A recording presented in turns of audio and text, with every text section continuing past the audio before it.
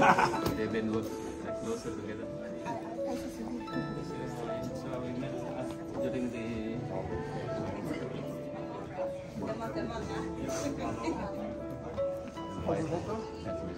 You're the ambassador. Nice to meet you.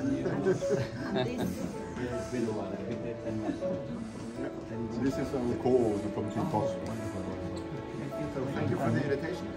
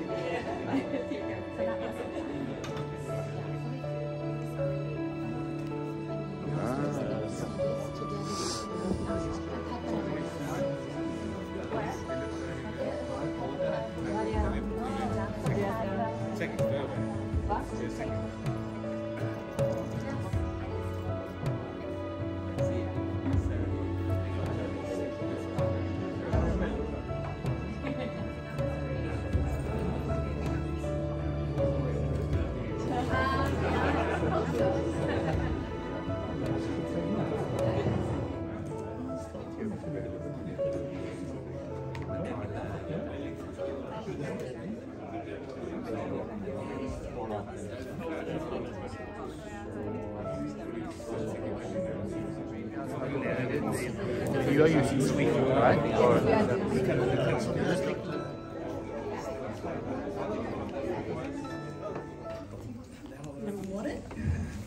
Ladies and gentlemen, welcome to the Indonesia Business Forum. I am Astari Dainuli. I'm the Economic Officer at the Indonesian Embassy.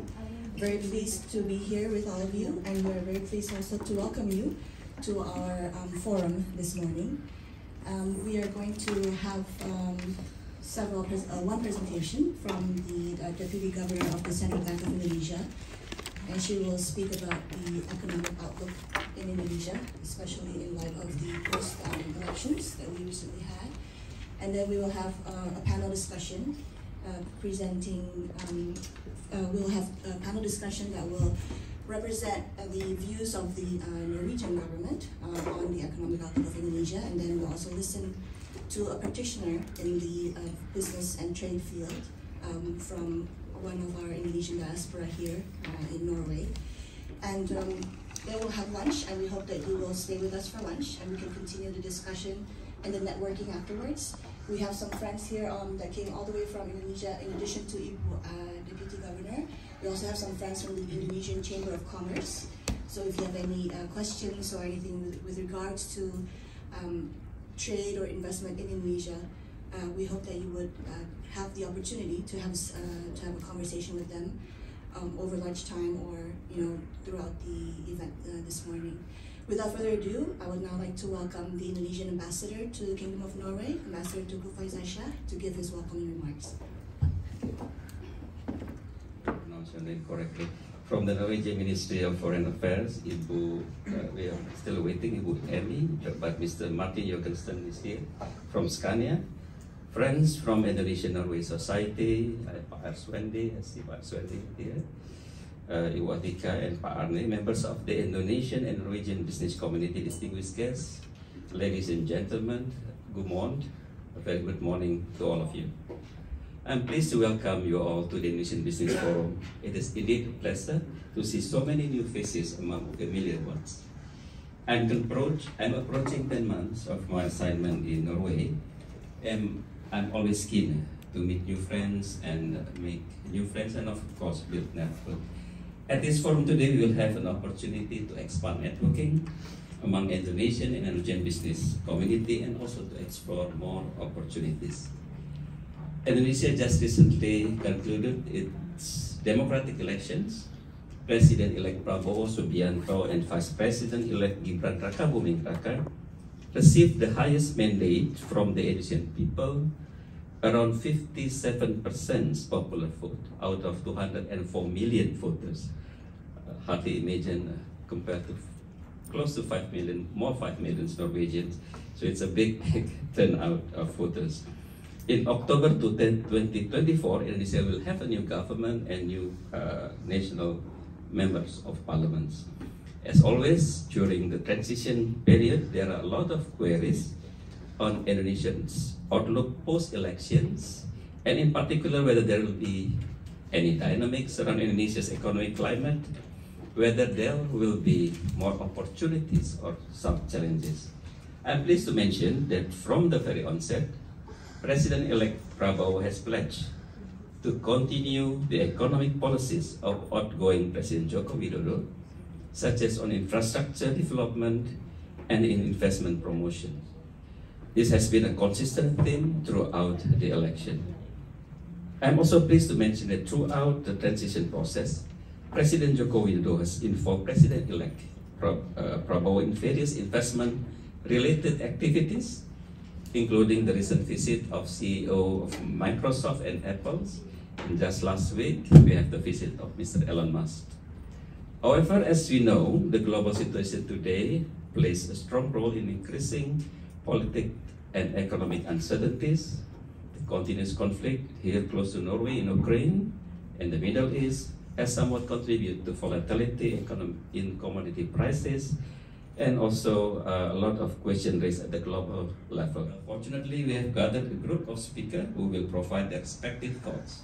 Ibu Aida from the Indonesian Central Bank will be sharing her views on Indonesian economic outlook post-national elections.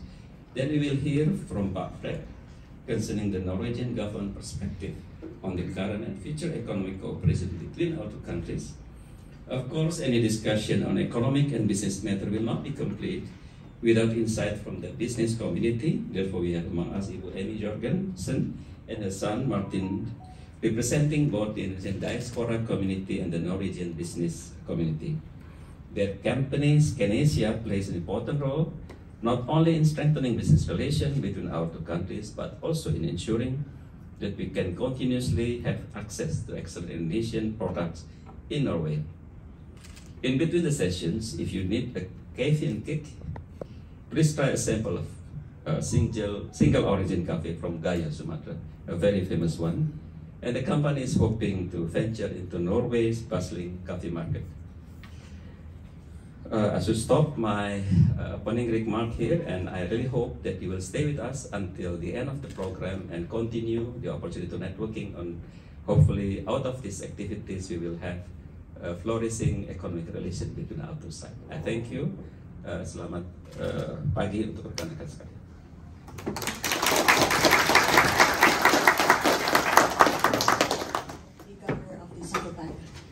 Bank Indonesia to the stage to give her keynote remarks. Of Indonesia for Kingdom of Norway and Iceland, Bapak Teguh Faizasa, representative from Norwegian Ministry of Foreign Affairs, from Ministry of Trade, Industry and Fisheries, other officials, colleagues from Bank Indonesia, in particular the head of Bank Indonesia Representative Office in London, Ibu Farida Prangin-Angin, representative from Indonesia, speakers, business community, ladies and gentlemen, a very good morning to you all. Good morning.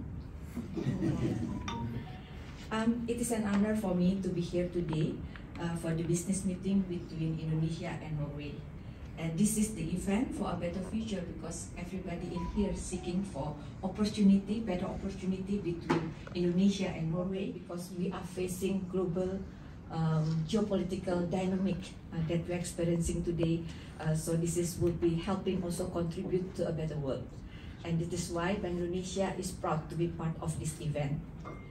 I also learned that this event is part to commemorate 74th diplomatic years relationship between Indonesia and Norway. And in marriage, one more year, it's mean that we will celebrate the Diamond Jubilee. So hopeful this event will bring tighter knots between Indonesia and Norway. My assignment today from my ambassador is to brief you all on the Indonesian recent economic development and the forecast, the prospects. So I begin with 3 key messages. First, Indonesian economy remains solid, healthy, with the favorable economic prospects amid the uncertainty in the global economic and financial market. Second, there are 5 good reasons to invest in Indonesia, and actually this is explaining my first key message. First one is of course the high economic growth, stable economic, macroeconomic and financial stability, continuous story of structural reform, accelerated economic and financial digitalization, and also we care about inclusive and sustainable economic development. And with that, the first 2 key messages, my last key message is very simple. Do come and invest in Indonesia. So, ladies and gentlemen, before I go for the key messages, let me just brief you on what's going on in the global economic situation, because this is at the heart, the elephant in the room for every policymakers in the world. I think it is fair to summarize the global economic condition with 2 words, dynamic and uncertainty. There are at least 3 key factors that we are pay attention so much. First is about the geopolitical tension. Of course, this become prolonged supply disruption, elevated price commodity, and uncertainty in the financial market. The second one, high for longer policy environment for advanced economies. In particular, the US economy, where everybody put the eyes on.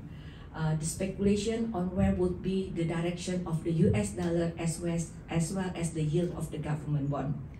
And the third one is about China's economic growth. This could be a drag in the recovery of global economic process.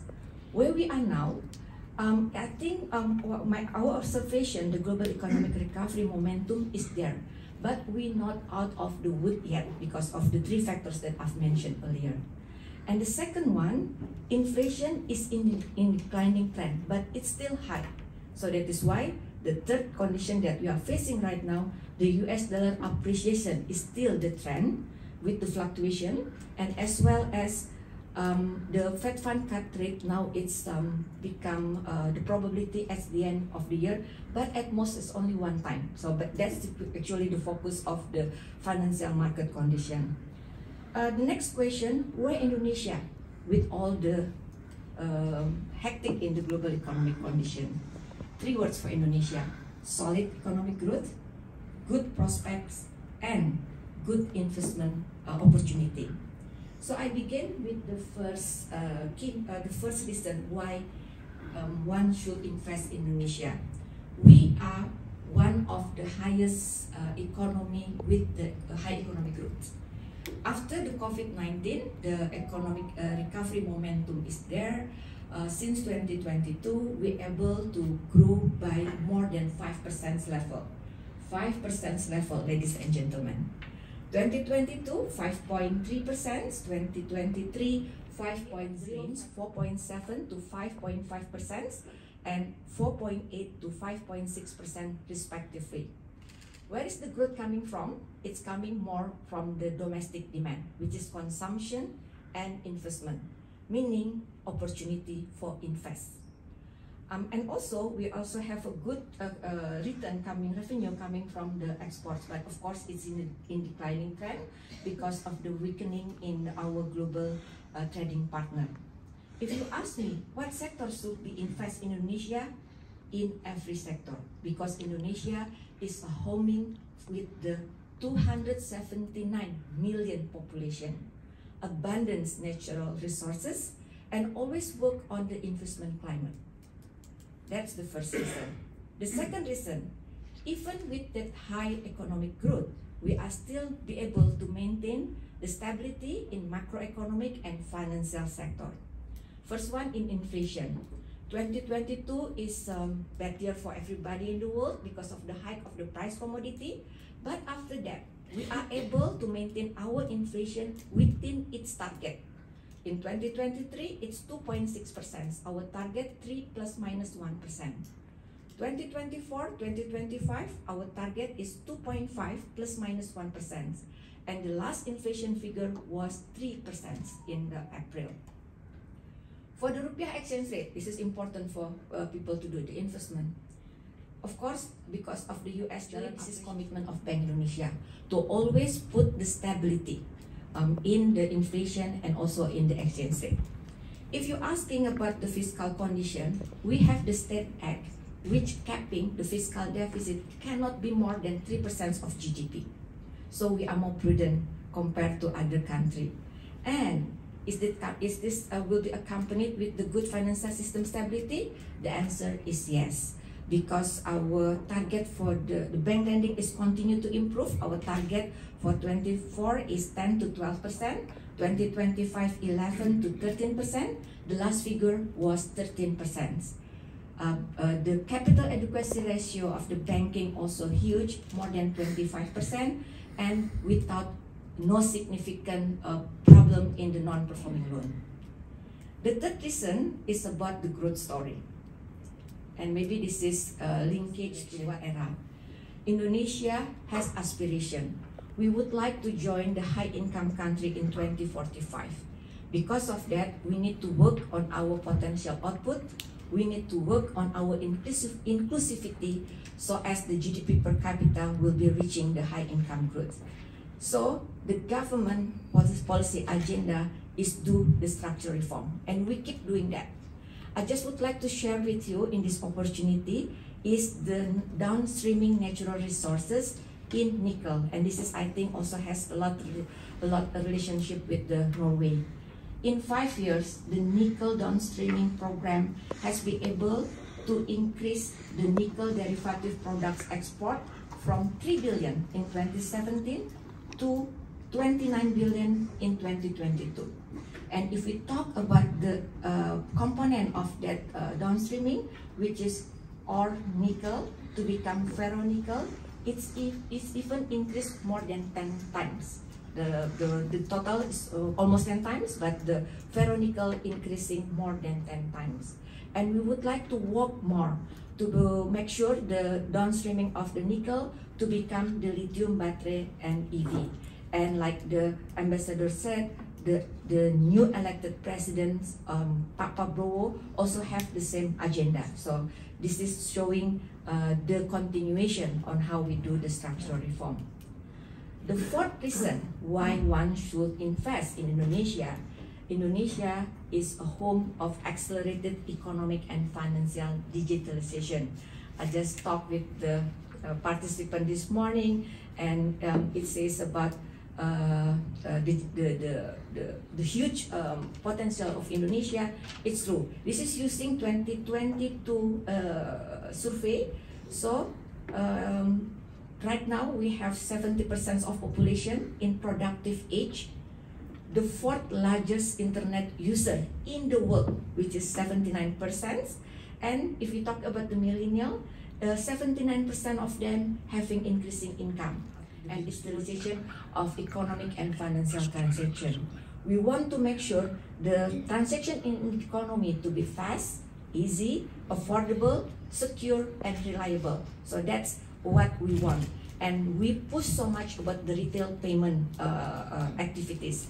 So not only we encourage or we facilitating incentivizing the digital banking, but we also introducing the electronic money. We make sure about the QR Indonesian standard. So in Indonesia, if you do the transaction with the QR, it's only one code. There is no other code, so it's more efficient. And this has been facilitating more than 45 million small and micro enterprises. And also we have the fast payment,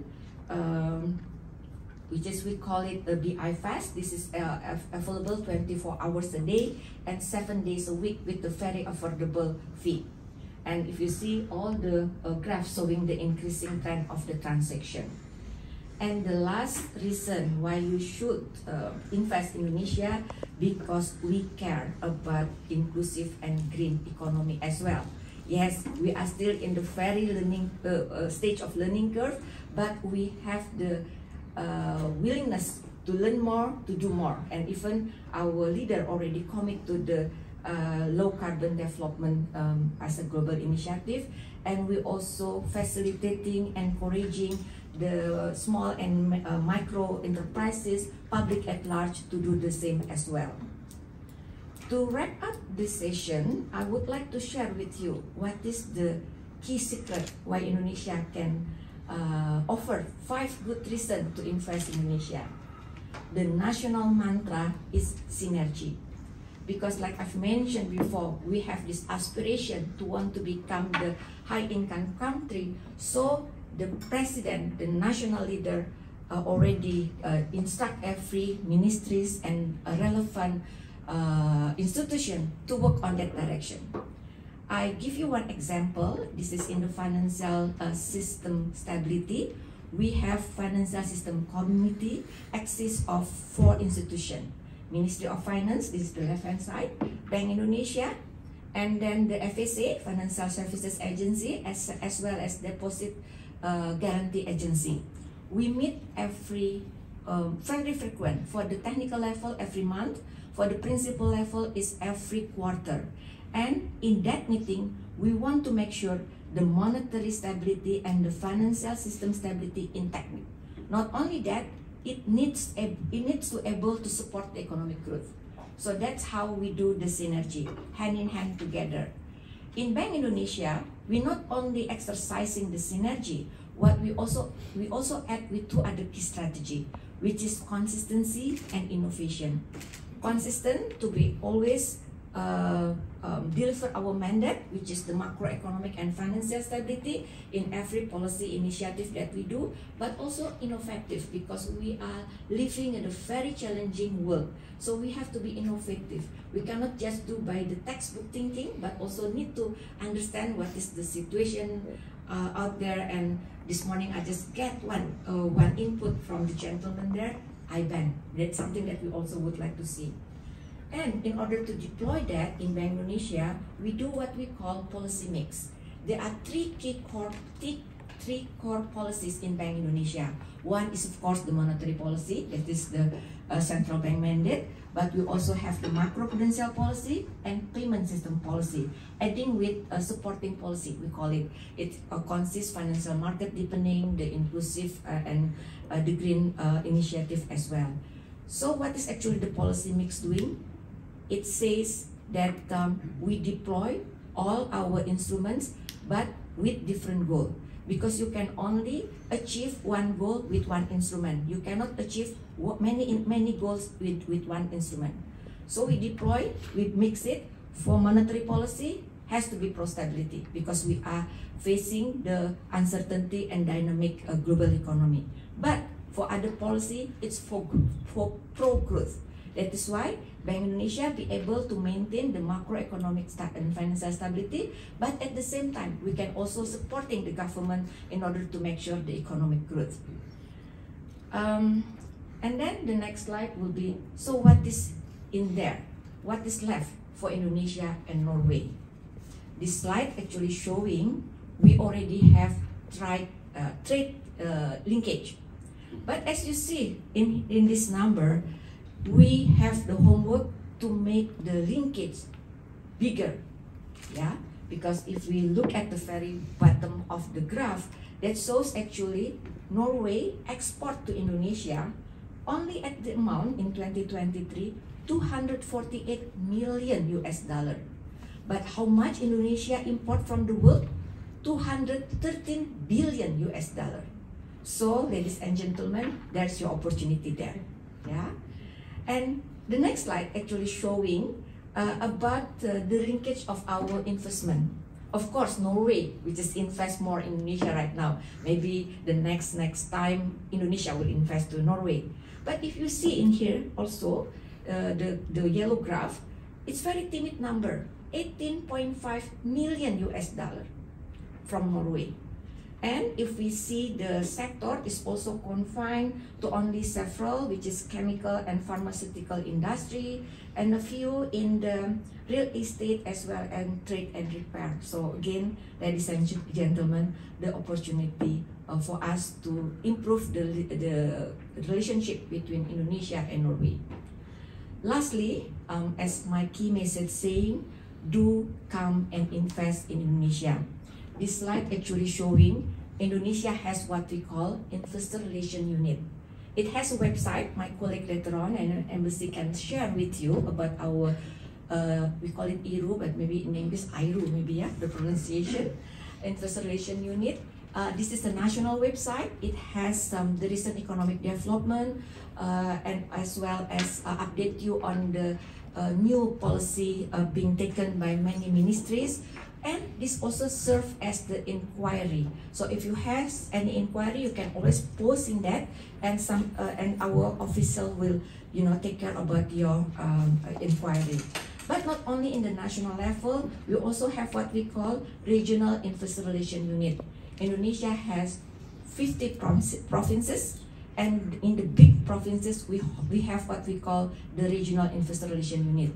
This lists clean and clear projects, and frequently also Bank Indonesia in the rep office in the overseas, we do the promotion together with the regional government. And the one that may be very relevant to you is the Global Investor Relation Unit. This is something that we do synergy with the Embassy of Indonesia all over the world with 5 Bank Indonesia representative office. In here, of course, you have the Norway Embassy and our Bank Indonesia rep office in London. So if you have any further query, question, and so on, please do not hesitate to contact us. And lastly, do visit Indonesia. To get the view there, we have many interesting, beautiful, and exotic spot of tourism. So if you would like to escape from winter, so do come to Indonesia. Like we also like to see your beautiful aurora. Yeah. With that, I thank you for your kind attention, and hopefully this will be a very successful event. And see you in Indonesia. Thank you.